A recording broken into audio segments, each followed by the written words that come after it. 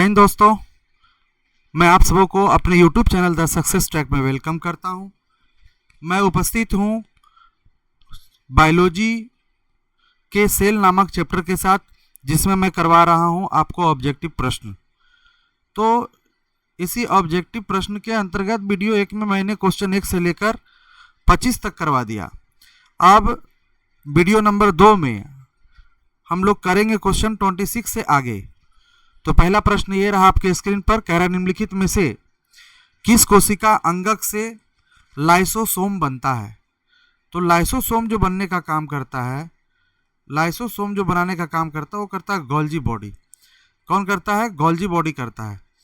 तो आपका आंसर क्या हो गया? गोल्जी बॉडी हो गया, यानी गोल्जी काय। ठीक है, राइबोसोम नहीं करेगा, गोल्जी बॉडी करेगा। अगला प्रश्न है कि निम्नलिखित में से कौन सा कोशिका अंगक, निम्नलिखित में से कौन सा कोशिका अंगक अपने डीएनए में उपस्थित जीन को सम्मिलित करते हुए इसके स्वयं के प्रोटीनों का संश्लेषण करता है। तो इसे माइटोकॉन्ड्रिया भी करता है और लवक भी करता है। अतः आपका जो आंसर बनेगा वो कौन बन जाएगा? Option number C. अगला जो प्रश्न है 28 है, कह रहे निम्नलिखित कथनों पर विचार कीजिए। ऐसी कोशिका जिनमें केंद्रक झिल्ली नहीं होती है, ऐसी कोशिका जिसमें केंद्रक झिल्ली नहीं होती है एवं वास्तविक केंद्रक नहीं होता है को प्रोकैरियोटिक कोशिका कहते हैं। तो ये बिल्कुल राइट है। अब अगला ऑप्शन देखें, अगला जो कथन है उसमें कहा जा रहा है वैसी कोशिका जिसमें केंद्रक पूर्ण रूप से विकसित तथा झिल्ली से घिरा होता है को यूकेरियोटिक कहते हैं। ये भी सही है। इसका मतलब है ये दोनों कथन सही है। इसका मतलब आपके जो उत्तर बनेंगे वो सी बनेंगे, सी। आगे कहता है निम्नलिखित में कौन सा कोशिका अंगक अपने आकृति को तुरंत परिस्थितियों के अनुसार बदल सकता है। तो यह बदल सकता है माइटोकॉन्ड्रिया, यह बदल सकता है माइटोकॉन्ड्रिया। चलिए आगे देखते हैं। कहता है कि मनुष्य के शरीर में तंत्रिका कोशिका है।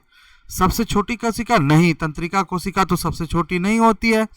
अनियमित कोशिका नहीं, सबसे बड़ी कोशिका हाँ, ये सही है। तो सबसे बड़ी कोशिका है।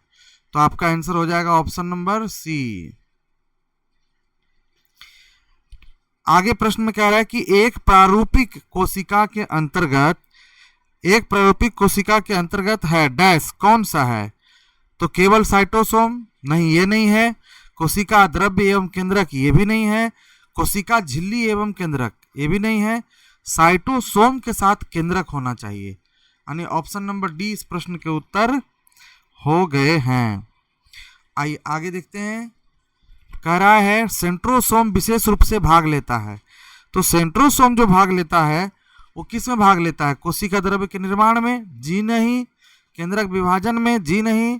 कोशिका विभाजन में भाग लेता है सेंट्रोसोम। तो आपका आंसर जो हो गया कोशिका विभाजन में भाग लेता है। 33 नंबर प्रश्न को देखिए। कोशिका यांत्रिक सहायता पाता है, किससे पाता है? गोल्जी से, केंद्रक से, केंद्रिका से, अंतर्द्रव्य जालिका से। तो आपके प्रश्न का उत्तर होगा कि आंतरिक सहायता जो पाता है वो ER से पाता है, इंडोप्लाज्मिक रेटिकुलम से, इंडोप्लाज्मिक रेटिकुलम से पाता है। ठीक है। नेक्स्ट क्वेश्चन है 70S राइबोसोम पाया जाता है। 70S राइबोसोम किसे पाया जाता है? यूकैरियोटिक में पाया जाता है कि प्रोकैरियोटिक में पाया जाता है या सभी जीवों में पाया जाता है?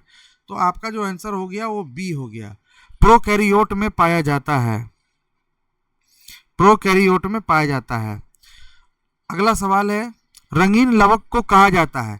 तो रंगीन लवक को क्या कहेंगे? ल्यूकोप्लास्ट नहीं, क्लोरोप्लास्ट हाँ, क्लोरोप्लास्ट कहेंगे।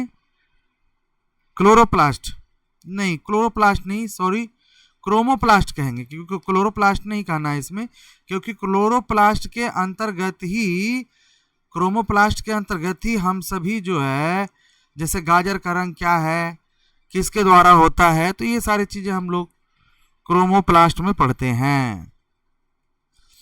ग्रेनम पाया जाता है। ग्रेनम किस में पाया जाता है? तो ग्रेनम क्लोरोप्लास्ट में पाया जाता है।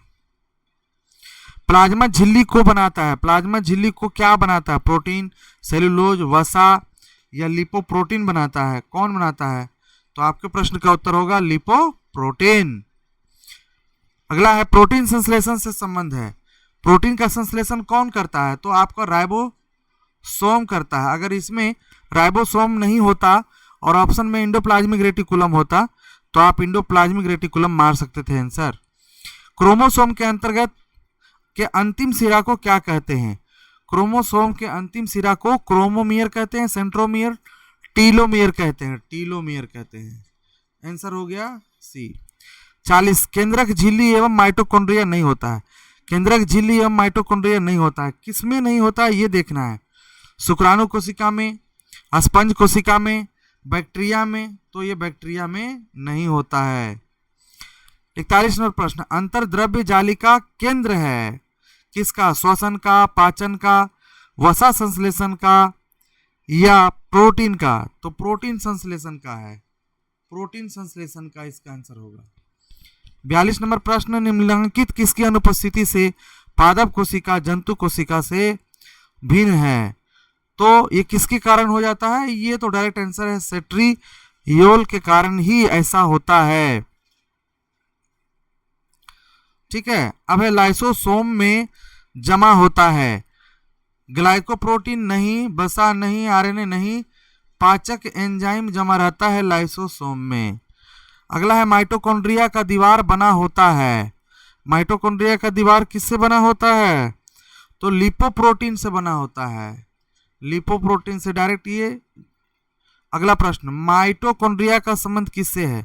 एडीपी के निर्माण से है? नहीं। एटीपी के निर्माण से? हाँ, एटीपी के निर्माण से, क्योंकि इसमें श्वसन की क्रिया होती है।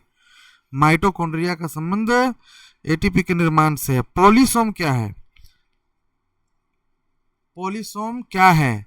DNA, RNA, DNA, ribosome, ribosome, mRNA, तो ये है राइबोसोम और एमआरएनए है।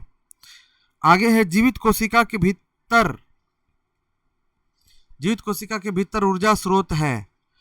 तो जीवित कोशिका के भीतर ऊर्जा स्रोत कौन है? माइटोकॉन्ड्रिया है। नेक्स्ट क्वेश्चन है 48, तरल मोजाइक मॉडल को मत को प्रस्तुत किसने किया? तो सिंगर एवं निकोलसन ने, सिंगर एवं रॉबर्टसन ने, रॉबर्टसन एवं डेविडसन ने, तो सिंगर एवं निकोलसन ने किया। 49 में कोशिका भित्ति पाई जाती है, किसमें पाई जाती है कोशिका भित्ति?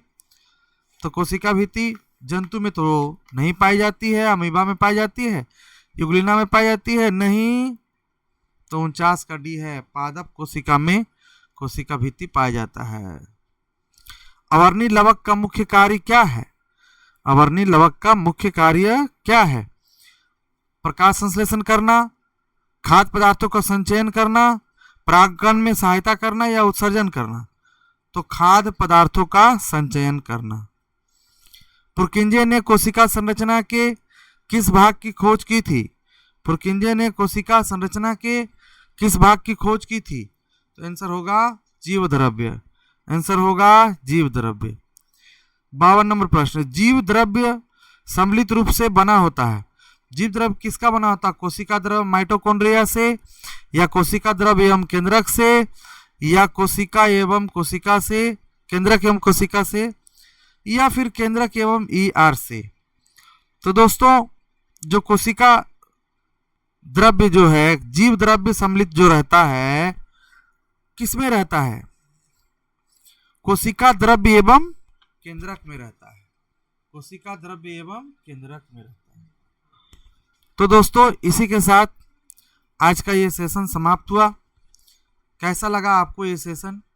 अगर ये सेशन आपको अच्छा लगा तो प्लीज़ लाइक करेंगे, और अगले क्लास 3 में 52 तक तो यहाँ हो गया, 53 से आगे क्वेश्चन होगा। तब तक के लिए धन्यवाद।